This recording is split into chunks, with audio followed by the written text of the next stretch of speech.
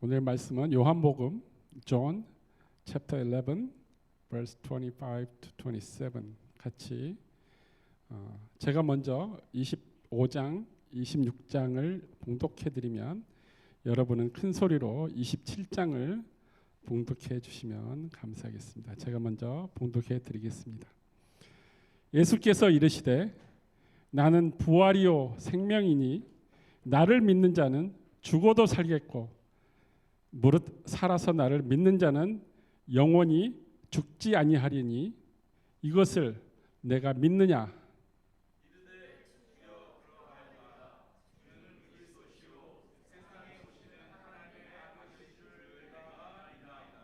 아멘.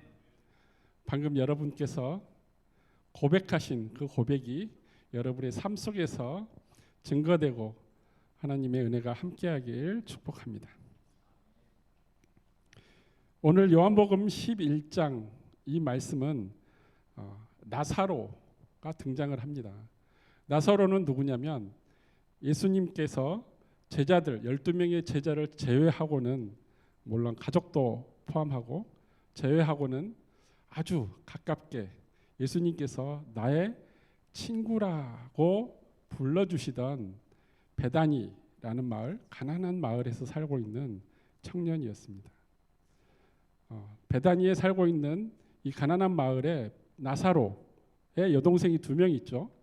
오늘 나오는 마르다 그리고 마리아가 있습니다.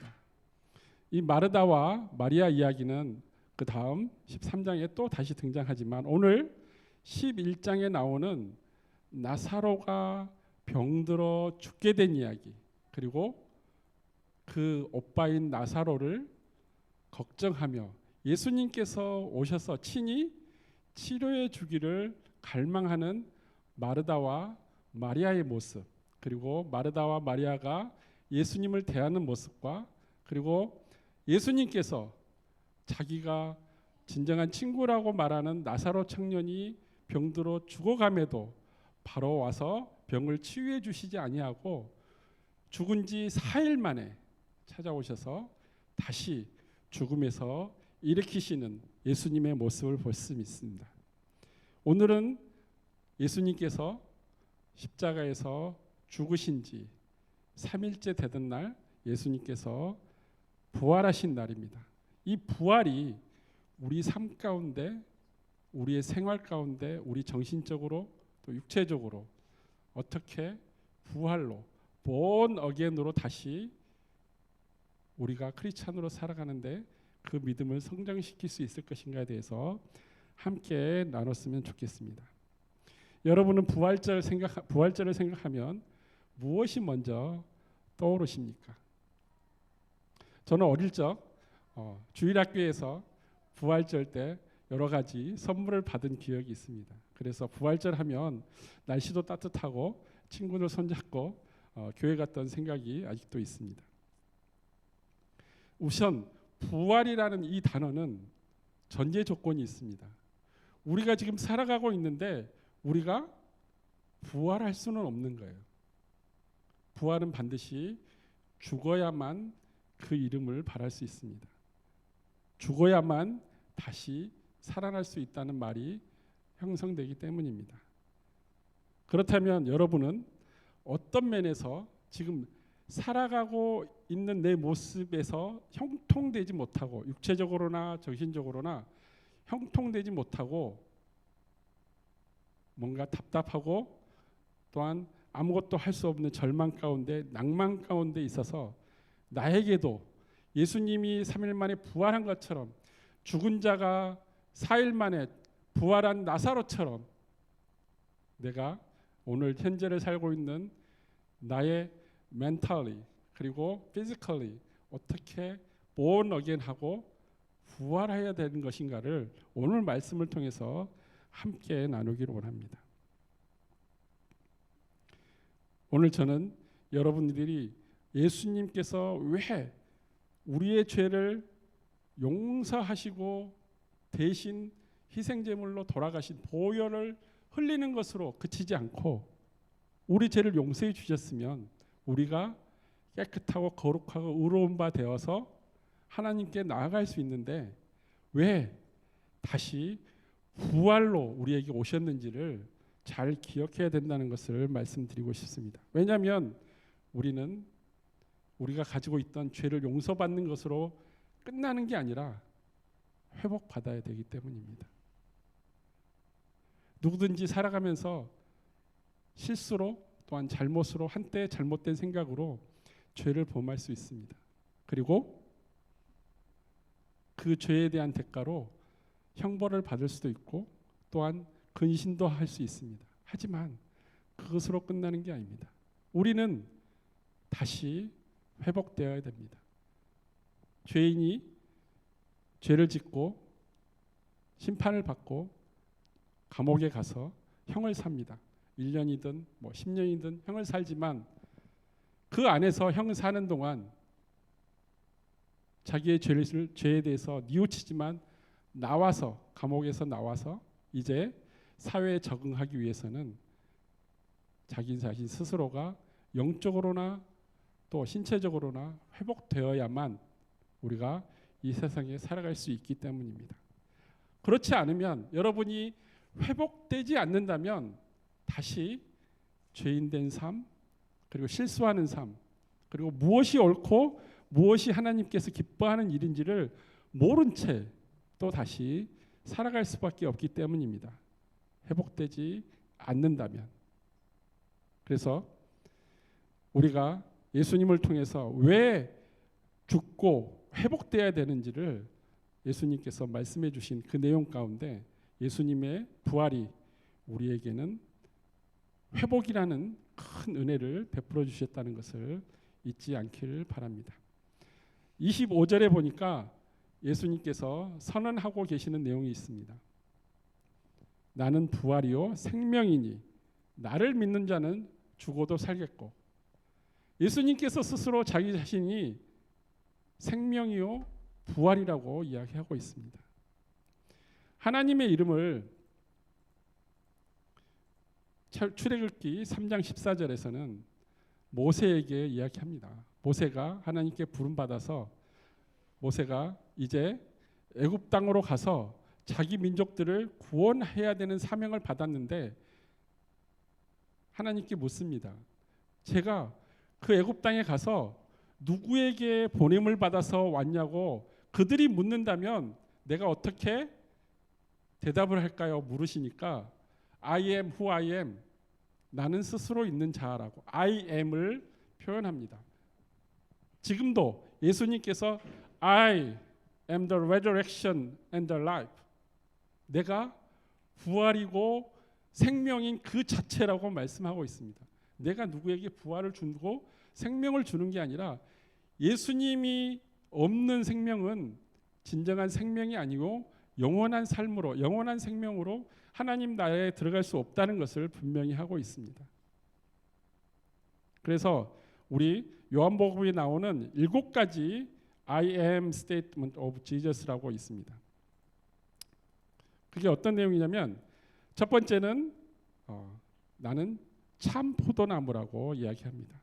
그리고 참 양식, the bread of life라고 이야기하고, 나는 길이요, 그리고 진리요, 생명이라고 말씀하시고, 그리고 선한 목자라고 말씀하시고, 또한 진정한 하나님께로 갈 수 있는 문이라고, the gate라고 이야기합니다. 그리고 세상 가운데 세상을 비추는 빛이라고 이야기합니다.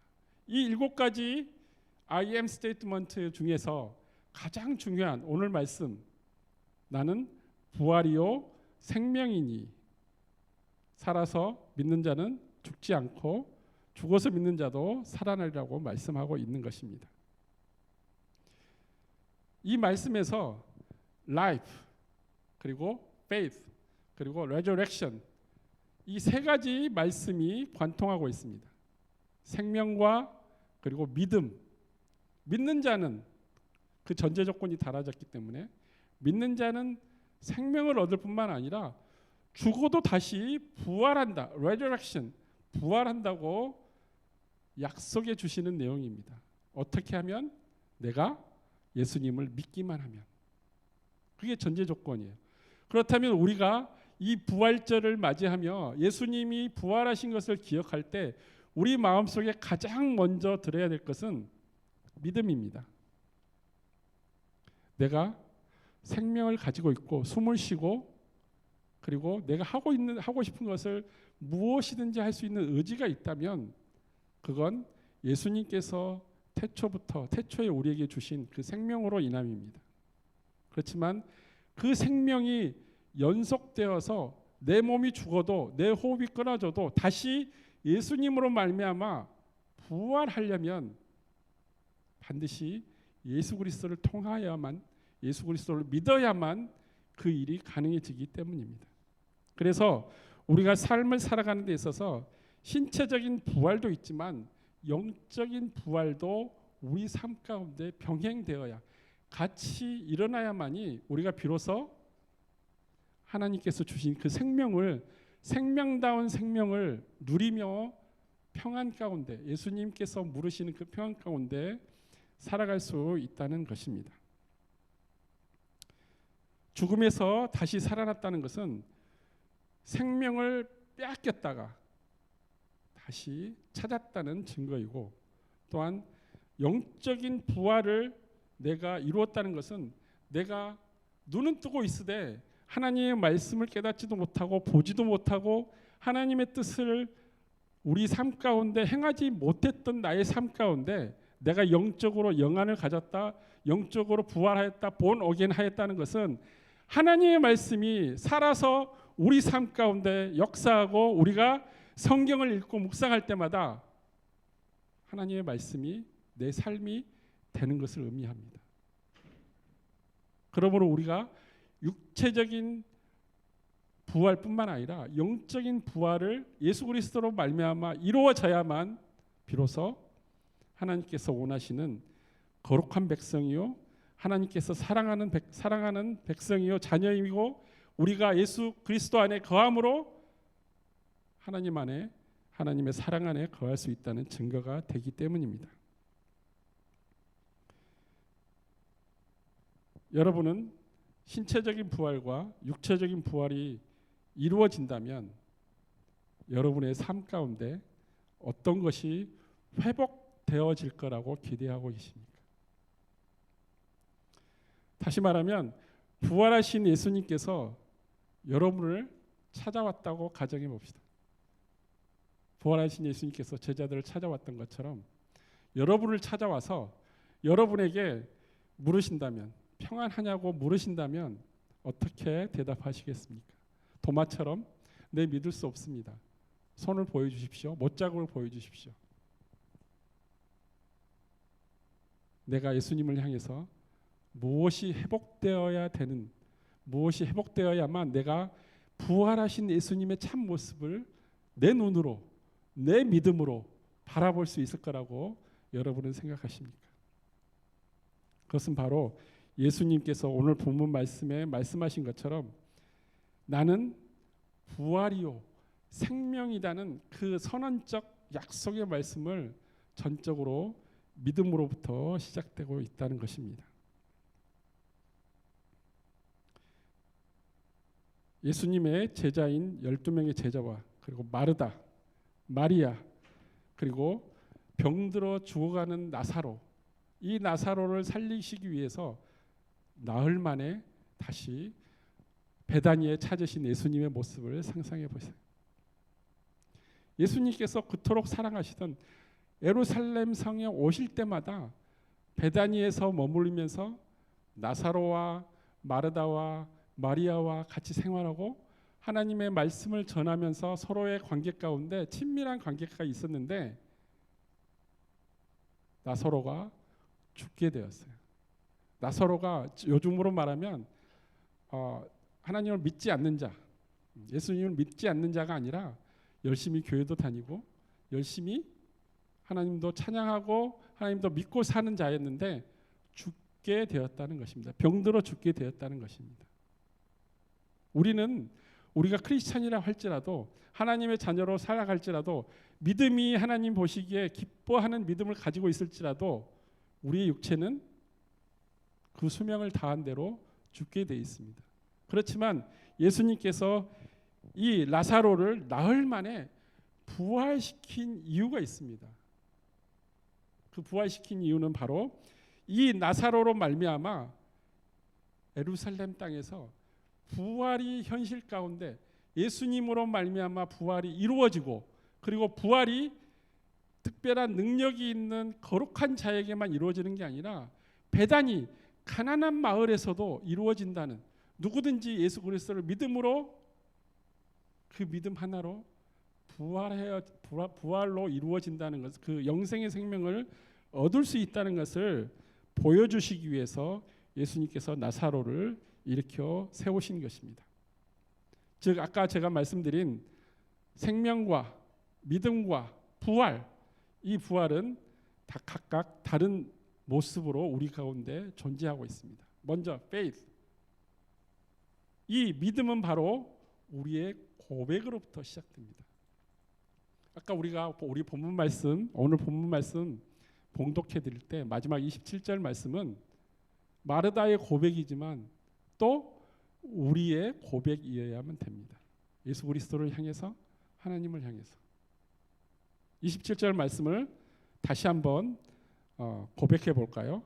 제가 이르되 하면 여러분은 주여부터 다시 한번 고백하는 겁니다. 주여, 이르되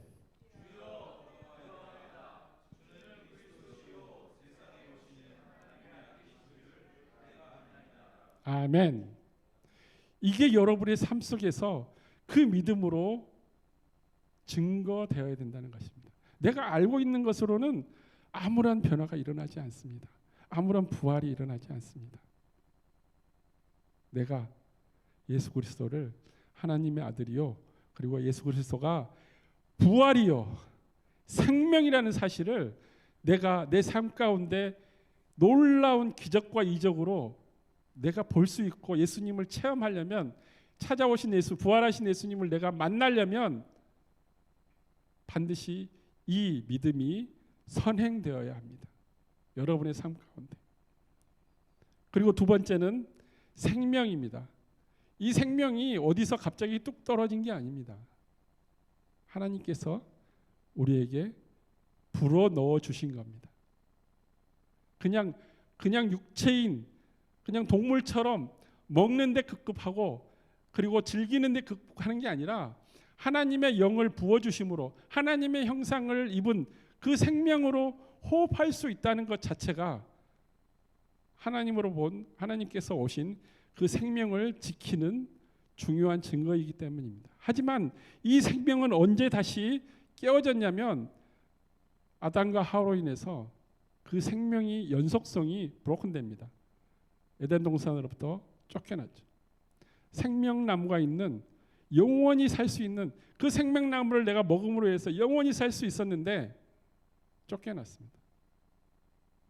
그리고 예수님께서 부활하심으로 우리가 이제 그 생명나무가 있는 하나님 나라에 들어갈 수 있는 영생을 얻었다는 것입니다. 요한계시록에 보시면 다시 새 하늘과 새 땅이, 이 땅 가운데 하나님께서 주신 새 하늘과 새 땅이 우리에게 올 때, 그 땅 가운데 우리가 갈 때 그 새 하늘과 새 땅에 무엇이 다시 존재하냐면 에덴 동산에서 우리가 아담과 하가 따먹었던 생명나무가 존재한다는 것입니다. 왜냐하면 이 생명나무는 항상 하나님으로부터 나오기 때문입니다. 그리고 마지막 부활, 이 부활은 예수 그리스도께서, 하나님의 아들이신 예수 그리스도께서 우리에게 주신 것입니다.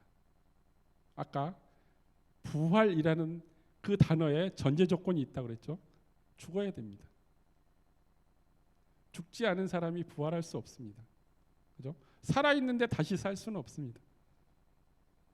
예수 그리스도께서 죄로 인해, 우리의 죄로 인해 죽을 수밖에 없는, 죄의 삭슨 사망이므로 죽을 수밖에 없는 우리들을 살려 주신 것, 이게 바로 우리가 육체적으로나 정신적으로나 부활해야 된다는 증거가 되고 있습니다.